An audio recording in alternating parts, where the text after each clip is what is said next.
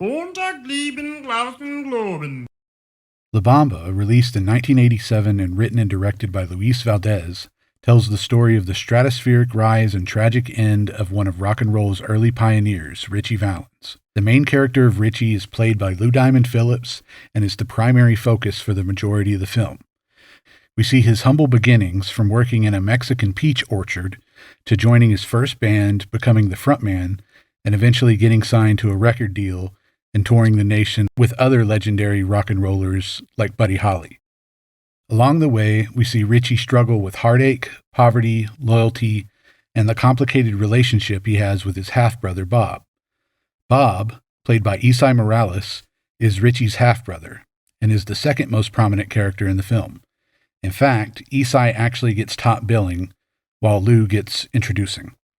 In my opinion, the character of Bob in La Bamba is a rare occasion where the supporting character in a film actually ends up being more interesting and enjoyable to watch than the so-called lead character. That in no way is meant as any disrespect to Lou Diamond Phillips or the real Richard Valenzuela. I think Lou does an awesome job, and I think the real Ritchie could have achieved as much as or more fame and success as Buddy Holly had he survived. It's just that compared to the character of Ritchie, the character of Bob is more complex and interesting. He is loyal and proud, but dark and flawed. He says life is a snake crawling out of its own dead skin. Ritchie is genuine and warm, but his conflicts are low stakes and are not as compelling. To be fair, at the time, Bob was an adult and Ritchie was still like 17. So, tragically, he didn't even really have the opportunity to leave the nest and live independently, to overcome some struggles and develop his personality. That being said, I think it's the relationship and contrast between Bob and Ritchie that makes the movie unique and really shine. Overall, I think the film is a little underrated and it fits in well with a lineage of music star-based biographical films. In this video, we're going to flip the script and examine why Bob is one of the greatest film characters of all time. He is loyal, talented, funny, and really cool. He is far from perfect, so we'll also look at some of his weaknesses and deep-seated issues. So here goes. Bob should have been the main character. Bob is cool. I don't think anyone can argue that Bob has just about the coolest style that you could possibly have in 1957. As soon as we are introduced to Bob, he is riding a motorcycle. He's wearing a black leather jacket and sunglasses. He's rocking a pompadour hairdo. He has a mustache and a soul patch. He's a rebel. He's a tough guy. To let you know how badass he is, we see him ride past a rattlesnake and it recoils back like, damn. The soundtrack is Who Do You Love by Bo Diddley, which is perfect for the scene and for the character. Later in the film, when we're in Mexico, Bob reveals he knows a local shaman healer, a medicine man that he has been visiting for years. The old man bestows sage-like wisdom to Bob, which he shares with Ritchie. They eat raw rattlesnake, which is some pretty hardcore mythic rock and roll type stuff. I never had snake before. It's not bad. It's not said outright, but I think it's at least implied that Bob was previously in a biker gang or something like that. So it would make sense that as an outlaw, he would tend to avoid situations where his name and location get recorded, such as a hospital. Also, like most people in movies, Bob looks really cool when he's smoking, which he does often in the film. The move of pulling the cigarette out of the pack with your mouth was a nice touch, and it makes me wonder if that was Esai Morales' idea or the director told him to do it. If I haven't made it clear, Esai Morales is great in this movie. In my opinion, he steals almost every scene he's in and is just fascinating to watch. Oh, man, carnal, I think I know what your problem is. And it's time we did something about it. Come on, let's go. Bob is multi-talented. Bob loves his motorcycle, and like any good biker, he takes pride in his ride. He cares for it himself, and it stays in good working order for the entire film. At the end of the movie, we can see him doing some type of car work, so we can probably safely assume he's a novice to expert mechanic. Bob loves art and uses his artistic talent to enrich and improve the lives of the ones he cares about. Before the show at the American Legion, when Richie and his mom are making posters for the show, Bob offers his assistance. These look like shit. My monkey could draw better than this. Oh, yeah? Their mom comes up with the idea of the flying guitar, and Bob designs a symbol for it that appears on Richie's posters, and later on his arm after waking up in Mexico. Bob may have taken inspiration from the Flying A gas station logo we see later in the movie. He shows a genuine appreciation for comics and heralds the discovery of some old discarded cartoon cells in the trash as his own personal treasure. It's Woody Woodpecker and Buzz Buzzard. Hey, this is the real stuff. They make cartoons out of these things. Can it, jerk off? With this as inspiration, he begins a personal journey into the artistic world of cartoon drawing. He finds some success and affirmation in this. He participates in and wins the art contest. Unfortunately, this small victory gets outshined by Richie's bright star and is overshadowed by his own past transgressions. $500 in prizes. That's great, mijo. And with the baby coming and everything, the money will come in And handy. art lessons. Bob's artistic talents also extend into the realm of music. At the bar gig, he offers to accompany Richie on drums. He not only reliably keeps the beat, but manages to provide enthusiastic backup vocals. Bob is funny. You okay? Are you okay? Can you move it? You all right? Can you move it? Bob's line delivery, antics, and just general personality are all absolutely hilarious. You did it, carnalito! I have the sweat on my balls.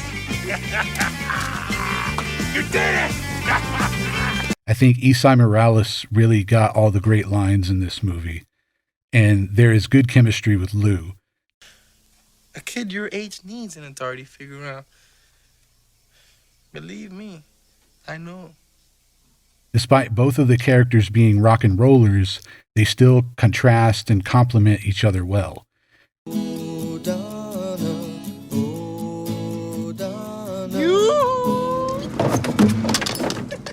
Richie is kind of neat and uptight, while Bob is flashy and wild.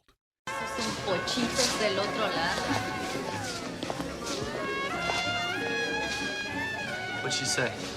She likes your big... To me and friends that have watched the movie several times over the years, there's several what I would consider meme-worthy lines that, although originally may not have been intentionally funny, we still reference and laugh about to this day. Why, Bob? How could you do this to Richie? To Richie? I did this to me, okay? Come on, man. They got drums inside. What are you gonna play? Boney Maroney. Boney Maroney. To these shit stoppers? Richie, don't. It's none of your business. But I... No lie, dude.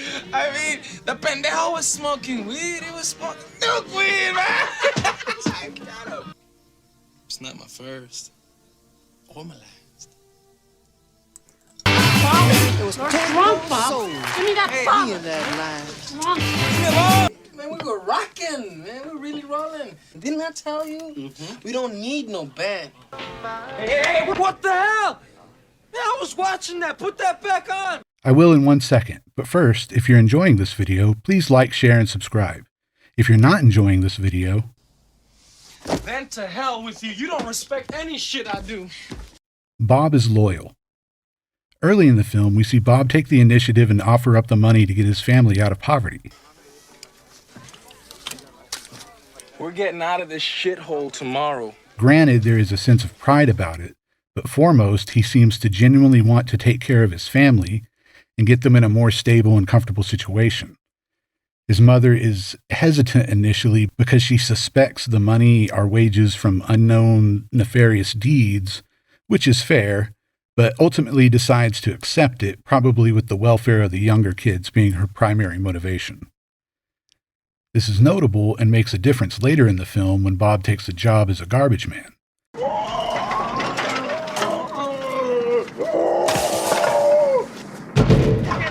sentir, Morales. Being willing to take such a menial job highlights Bob's growth as a character. To support his family, he's making an attempt at an honest yet low-paying and unglamorous living. Pura! Eat it! Eat it! When Richie plays with the silhouettes at the garage dance, Bob is there for the whole thing. He doesn't cause a scene, he doesn't take the spotlight. He just hangs back and is there for emotional support. Mama, when's Richie gonna sing? Pretty soon I'll stop asking you, honey. At the end of the night, he even gets personally insulted on Richie's behalf when he isn't given the opportunity to sing. This is probably why he casually suggests foregoing the rest of the band later at Richie's bar gig. We should have brought Chino, man. I'm gonna need a drummer. Hey, screw the silhouettes. I'll keep the beat for you. Bob is there again in the basement studio when Richie is recording. It ends up being a grueling recording session for Richie and mind-numbingly boring for Bob, who nods off. Bob also speaks up when Keen casually mentions they'll be changing Richie's last name. That's for shit, man. I mean, Valenzuela was our dad's last name. You can't just cut it in half. For someone like Bob, there's almost certainly a sense of loyalty when it comes to the family name. Elsewhere in the film, Bob does exhibit some negative personality traits, such as pride and selfishness, but in this particular instance, I think he's genuinely trying to be virtuous by showing veneration for their late father, or in Bob's case, his stepfather, but we'll get to that later. There is a fun part of the film where Bob notices that Richie is going through some emotional turmoil relating to his complex relationship with Donna, and decides what would be best for both of them is a quick trip south to Tijuana, Mexico. This is Bob trying to lift Richie's spirits and perhaps provide a little mental and physical therapy. I don't know. You know, it's really hard to choose. Shit, take two, man. It's on me. When they are visiting the curandero, Bob tells Richie he shared his recurring dream with the old man. I told him about your nightmares. That talisman will help, if you believe in it. I think this shows that even when they were separated, Bob kept his family, and Richie in particular, in his thoughts. This seems like a deeply personal thing, so it's probably not something Bob would share with just anybody. He mentions that the old man is like a father to him. He's sort of my spiritual father. I've been coming to him for years. Finally, when the pair return from their brief holiday, their mother is livid. Mexico? You went to Tijuana without telling anybody? A fine pair of sinvergüenzas. Bob is an absolute G and tries to take the blame for the whole situation. Okay, it was my fault. I took him there. If you've ever had an older sibling that took the rap for something you did, you know how cool this is. Bob's dark side. Bob's dark side is laid bare in the movie, and we get some explanations for what motivates his words and behavior. You don't understand, man. You don't understand a goddamn thing! I think this is what elevates the character of Bob from what could have been a one-dimensional side character to a multi-dimensional co-protagonist. We'll start at the branches and try to get to the root of Bob's issues. Arguably, Bob's most obvious shortcoming relates to alcohol. We see several scenes where Bob is wasted, and it always ends badly. Drinking is part of Bob's story arc, and is a sad and relatable issue that a lot of people deal with. We see him hit rock bottom in the middle of the story. You always worry more about Richie! What about me? What about me? I know you don't give a goddamn about me! But towards the end, he recognizes he has a problem and appears to remain sober for the remainder of the film. I've had one sip of beer tonight and I gotta admit it tastes like piss to me. You want it? We see him face temptation and overcome it, which helps support a satisfying character arc. Bob also smuggles and occasionally smokes weed. You wanna buy a kilo? Orale! Personally, compared to Bob's drinking, I don't think this is as much to blame for his bad choices, but it does perhaps help to highlight his laid-back, non-committal attitude regarding his relationship with Rosie. But why does Bob drink? The film gives us some clues about Bob's self-destructive behavior. Bob has an absent biological father, a complex and vulnerable relationship with his deceased stepfather, Steve, a mother that loves him but has no confidence in him, and a multifaceted, sometimes toxic competition with his younger brother. By all indications, Bob seems to genuinely love and appreciate his stepfather. He calls him our dad when Bob Keane tries to make Richie's name more marketing friendly. In fact, he seems to care more about it than Richie does. I mean, look, I think it's an insult to Steve's memory. Oh, come on, man. Steve was so gung-ho American, he'd be proud of anything I do, so lay off, okay? It's my name. By all indications, Steve is perceived as a saint within the film. Despite being a good stepfather, this contrast with his own biological father inevitably grows into a general resentment in Bob, and we see him mention this absently and in times when he's down and out or straight up drunk. My old man wasn't around when I was born. Why should I be? I said, I just hang around and take the leftovers. Like a dog. That's how much I love him. Like a goddamn dog! Bob, we don't have to talk about this right now. Bob's mother, while compassionate and loving for most of the film, demonstrates several instances where we see her play favorites between Bob and Richie. Why, Bob? How could you do this to Richie? To Richie? I did this to me, okay? Go downstairs and pass out! I got enough to worry about with Richie! We can tell from other parts of the film that their mom speaks her mind and has a strong attitude. It just seems like by the time Bob is grown, his mother has had enough of his shit. I could expect this from Bob, but not you, Richie. So what did you do? Drink the night away? Unfortunately, this probably isn't great for Bob's mental health, but to be fair, I'm sure Mom had plenty of stress herself, being the mother of a teenage rock sensation, Richie Valens, as well as her other young kids. Finally, there's several simultaneous issues going on between Bob and Richie that kind of explode in the climax of the film when the two brothers have a probably long overdue confrontation. From Richie's perspective, Bob basically gets away with murder.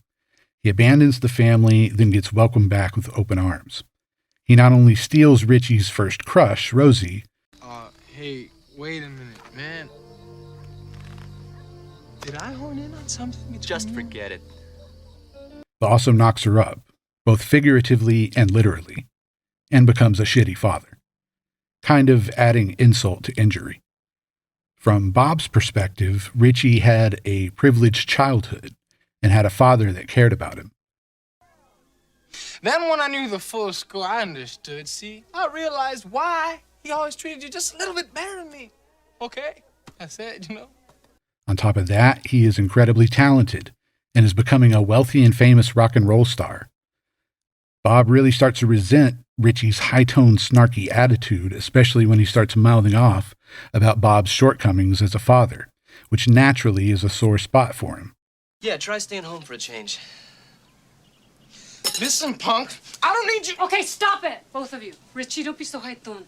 Bob reminds Richie that he's the one he looked up to back in the day, and Richie can't help but take him down a notch. To me, you're always gonna be that little asshole who followed me around in the sticks. Yeah, I followed you around, man. I followed you around because I thought you were somebody. Then! All of this climaxes when the two fight, and Bob pulls the curandero's charm necklace off of Richie's neck. This is symbolic of the breaking of the bond between the two, at least temporarily. Once again, in what is a satisfying character arc, we thankfully see Bob reconcile with Richie before it's too late. You sure you want me around? After all that happened, all the shit I said? Hey, those were your real feelings, man. I mean, we're still brothers, aren't we?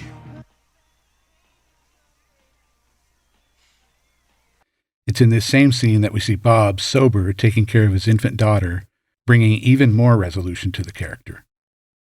So, should Bob have been the main character of the story? I think there could have been an interesting adaptation of Richie's story that happens through the lens of Bob's experience. With his life tragically cut short at such a young age, in a way, Richie didn't get to go out and explore all the world had to offer, the wonders and rewards that go along with the trials and tribulations.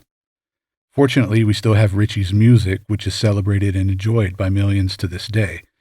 And after all, I'm talking about making money. I'm talking about making music. My music, that's all I care about, man. Bob's story had plenty of trials and tribulations, admittedly some of them self-ascribed, and that makes his character one that's believable, relatable, and ultimately likable. What do you think? Let me know in the comments. You've had enough for one afternoon, buddy. Put it back on. That dude's my brother. Yeah, and I'm your Irish uncle, too. Leave it off.